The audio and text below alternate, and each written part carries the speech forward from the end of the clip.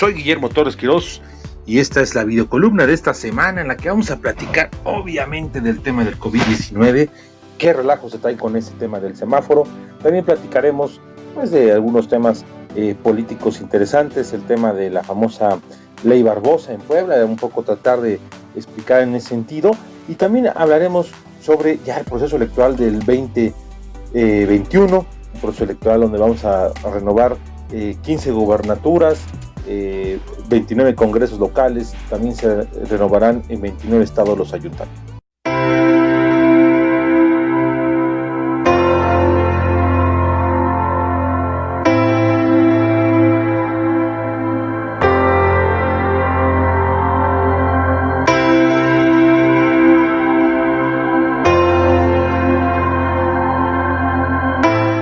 Y bueno, pues empecemos con el tema del COVID-19.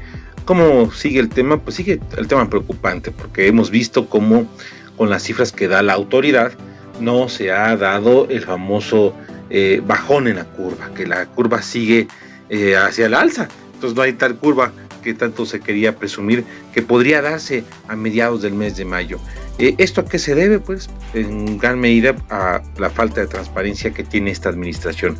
Nadie pone en duda que las cifras que en diversos momentos ha dado el señor Hugo López-Gatell pues ponen en muchísima duda el verdadero sentido de la verdad. ¿Por qué?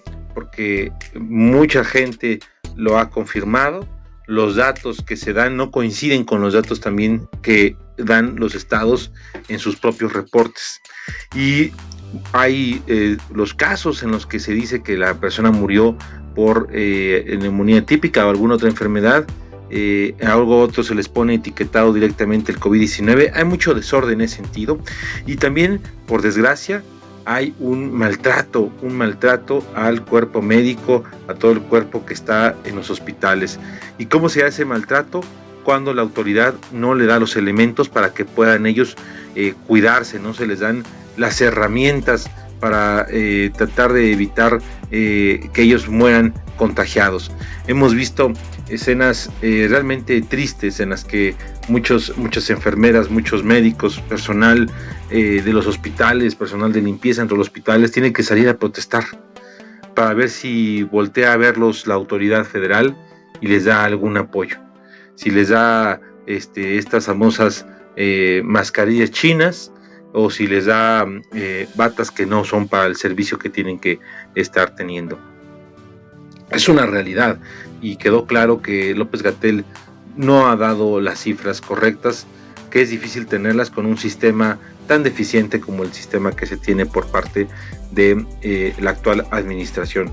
Y pues bueno, el propio López-Gatell tuvo una comparecencia con el Poder Legislativo, el cual pues después de buenas horas y de tratar de librarla, pues se demostró que él trae su propia dinámica política.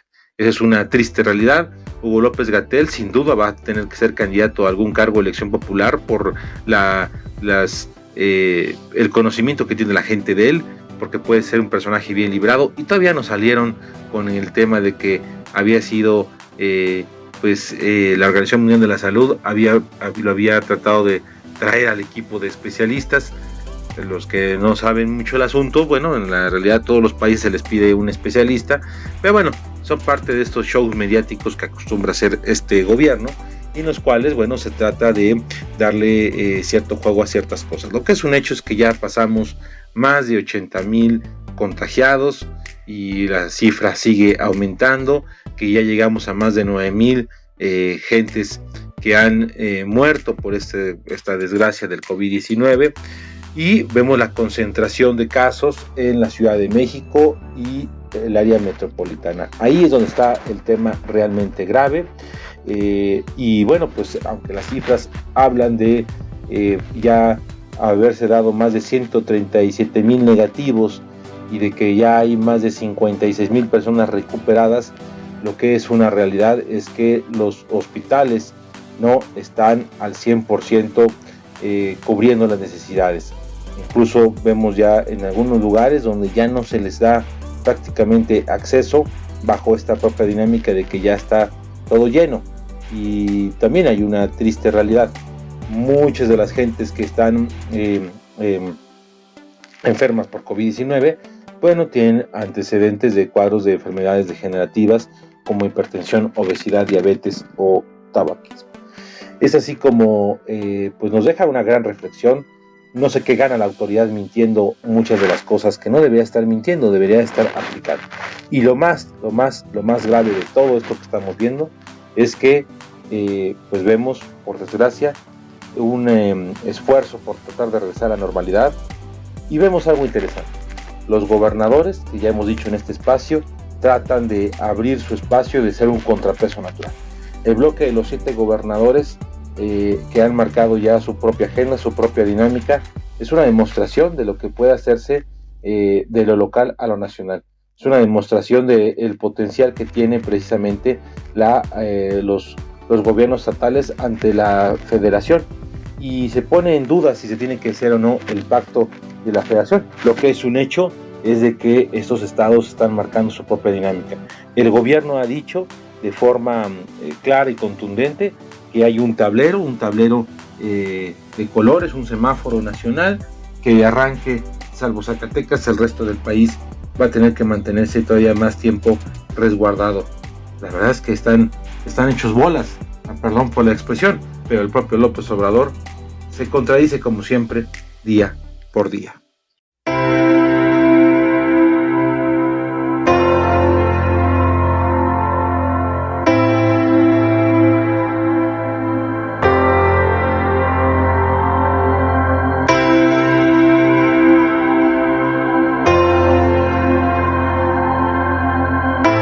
En relación al tema de la ley Barbosa, el tema educativo. A ver, hay que aclarar una cosa importante. El 15 de mayo del 2019 se publicó la famosa reforma educativa de la actual administración. La 4T decidió echar para atrás varios de los puntos que se habían hecho con la reforma educativa realizada en la administración de Enrique Peña Nieto. Incluso fue gracioso ver cómo muchos legisladores del PRI, que en el pasado habían sido promotores de esta reforma educativa, ahora pues votaban por lo que proponía el gobierno de Andrés Manuel López Obrador. Incluso recuerdo esa escena en el Senado de la República donde Osorio Chong, quien fue el secretario de Gobernación de Enrique Peña Nieto, pues tenía que votar por avalar la reforma educativa de la 4T. Pero hay que decir una cosa importante: la iniciativa original no es la que quedó plasmada. Hubo mucha presión por parte de distintos grupos dedicados al tema educativo, y hay que decir que Esteban Moctezuma se sensibilizó en ese momento hacia la situación. Lo que sí terminó pasando es que, como dice la ley, se tienen que armonizar las leyes estatales de toda la República Mexicana. Cada una de las entidades tiene que hacer su propio acomodo hacia esa reforma educativa. Y es así como todos los estados empezaron a hacer ese procedimiento, porque tienen un año para hacerlo. Como suele pasar en este país, no todos los estados han cumplido en tiempo y forma. Hay que decir que incluso muchos de estos estados han prácticamente, con el tema del COVID-19, atrasado muchos otros temas que tenían en relación a la materia. Pero lo que sí es una realidad importante es que en el tema de Puebla, el gobernador Miguel Barbosa se extralimitó de lo que originalmente venía en el proceso federal. Le metió, digámoslo así, más elementos, le echó más crema a sus tacos, en otras palabras, y fue así como hay varios puntos que vale la pena mencionar. Por ejemplo, el que se pide a los directivos de escuelas particulares rendir informes. El tema de los muebles e inmuebles de los particulares como parte del sistema educativo. Recordemos que aunque esto ya viene de la ley federal, bueno, pues la forma en la que el propio Barbosa lo ha metido, pues llama mucho la atención.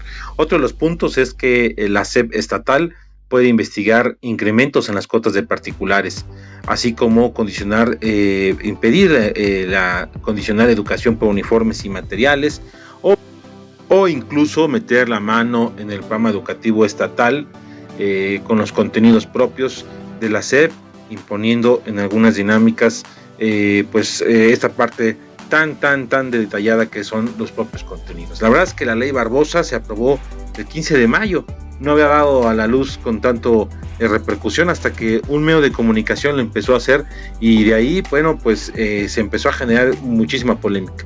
Hay un tema de fondo, y es que Barbosa es un político, hay que decirlo, vengativo, es un político duro en muchos sentidos, y el único actor de oposición en el estado que realmente le ha hecho un buen frente es el consorcio educativo, esta unión de universidades en las que se encuentra entre otras la UPAEP, la ANAHUAC, la Universidad de las Américas y otras más de corte privado, las que se han juntado para hacer un frente en el tema educativo y sobre también temas muy locales de Puebla. Recordemos hace unos meses el tema de los estudiantes asesinados precisamente por narcotraficantes en el estado de Puebla.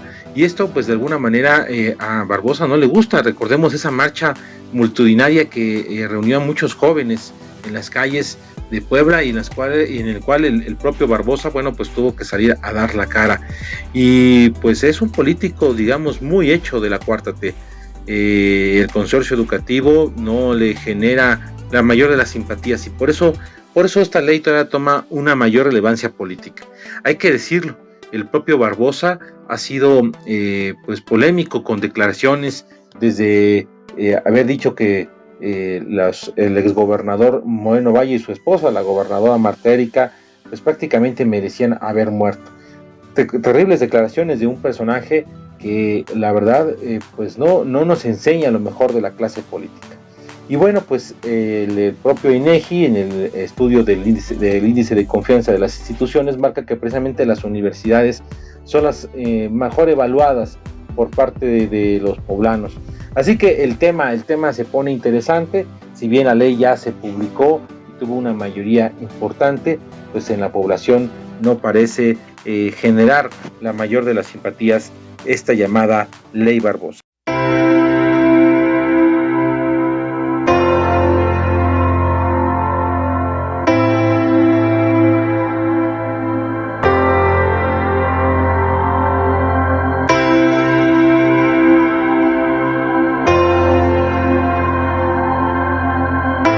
Tenemos el proceso electoral 2021. Para empezar, hay que recordar que ya hay 2 procesos locales que se han atrasado por el tema del COVID-19. La renovación del Congreso de Coahuila y los ayuntamientos en el estado de Hidalgo. Pero en el proceso electoral del 2021 es un proceso electoral que renueva a los 500 diputados federales. Es para que llegue a la 65 legislatura. Pero a nivel local tenemos procesos bastante interesantes. Vamos a tener la renovación de 15 gobernadores. El caso de Baja California ya resuelto por la ley Bonilla, en el que tendrá renovación de gobernador, al igual que Baja California Sur, Campeche, Chihuahua, Colima, Guerrero, Michoacán, Nayarit, Nuevo León, Querétaro, San Luis Potosí, Sinaloa, Sonora, Tlaxcala y el estado de Zacatecas. Y en el caso de los congresos locales, salvo el caso de Quintana Roo, de Tamaulipas y del estado de Coahuila, no habrá renovación de esos congresos locales. En el resto del país se van a renovar el poder legislativo local. Y en el caso de los ayuntamientos, los estados de Aguascalientes, Durango e Hidalgo no van a renovar ayuntamientos, por lo que los otros 29 estados tendrán su renovación de ayuntamientos. Por lo tanto, tendremos una elección con muchísimos candidatos, muchísimas posibilidades de ver, de visualizar pues las opciones que se pueden dar. Hay varios datos interesantes en este proceso del 2021 que vale la pena ir analizando. Uno de estos es que en todos esos estados que se van a renovar, pues ninguno gobierna Morena, ninguno gobierna la Cuarta T. Estamos hablando de estados que son gobernados por el PAN, por el PRI, o en el caso de, por ejemplo, Nuevo León y Michoacán por el PRD y Nuevo León por un independiente. Así que es posible que Morena tenga nuevos estados en esta conformación, este proceso electoral. Otro dato también interesante es que veremos la reelección por parte de diputados federales y también de muchos alcaldes del país y diputados locales, aunque ya en algunos estados han empezado el proceso de reelección. En este caso ahora sí podemos ver a todos, especialmente los de la Cámara de Diputados, ver si se reeligen. Aquí es donde vamos a encontrar si, por ejemplo, Morena va a permitir que muchos de sus diputados vayan por la reelección o no, o si van a permitir que otros actores políticos entren al quite. Vamos a ver si personajes como Mario Delgado, que llegó por mayoría relativa, termina siendo candidato a uno de estos cargos de reelección. O también veremos a personajes como el propio Porfirio Muñoz Ledo, veremos si busca o no el proceso de reelección. La verdad es que será muy interesante ver esta parte de este proceso electoral. Otro elemento interesante es que vamos a ver que estados como es Campeche y como es el estado de Colima, estados donde nunca ha habido alternancia en elección de gobernador, puedan cambiar y tener por primera vez un gobernador distinto a el Partido Revolucionario Institucional. Las encuestas parece que así lo marcan, en el caso principalmente de Campeche, pero va a llamar muchísimo la atención esa parte. Otros estados también tienen un elemento interesante, por ejemplo Baja California Sur, que ha sido gobernado por el PRD, por el PRI, por el PAN, podría llegar ahora por un cuarto partido político, el caso de Morena. También bajo ese mismo esquema el caso de Tlaxcala, donde también ha sido gobernado por el PRD, por el PAN, por el PRI, y que ahora podría ser gobernado por Morena. La verdad es que el panorama se pone bastante interesante para ver cómo va a influir este proceso electoral local hacia el proceso nacional con la elección de los diputados federales. Será la evaluación de la mitad del camino de la administración López Obradorista. Veremos si la gente quiere seguir teniendo a López Obrador con mayoría legislativa o si prefieren un Congreso más equitativo. La verdad es que la cosa se va a poner interesante y recordemos también que se sigue todavía el proceso de revisión de los partidos políticos que quieren entrar a la arena electoral. Vemos todavía a 7 fuerzas políticas que están esperando qué le dice el INE en relación a si pueden o no competir en el proceso del 2021.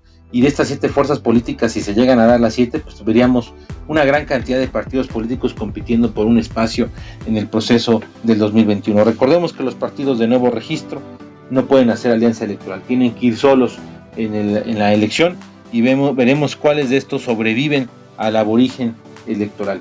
La verdad es que se queda esto en un punto bastante interesante. Veremos qué termina pasando. Y aprovecho precisamente hablando de esto para invitarlos a que el próximo 11 de junio conozcan ustedes la presentación de la plataforma Saber Votar, una plataforma que se ha elaborado desde hace tiempo y que vamos ya a visualizarla rumbo al proceso 2021. Los invito, es un webinar donde haremos un análisis profundo acerca del proceso electoral, los procesos locales, y donde invitaremos voces de distintos estados, de distintas regiones del país, para que den su opinión precisamente sobre este gran proceso electoral. Y también presentaremos la plataforma de observación que hace un monitoreo legislativo. ¿Qué tanto impacta después de que se elige a alguien en el tema legislativo? También, como siempre lo hago, los invito a escucharme en Grupo Imagen, tercera emisión, todos los lunes a las 7:30 de la noche con Esteban Arce, y también en Radio Anáhuac, en el podcast Realidades y Coyunturas, que ustedes pueden ver tanto en su plataforma como en Spotify. Ahí pueden ustedes consultar estos podcasts de análisis. Y que tengan una excelente semana. Cuídense, que esto del COVID no se acaba.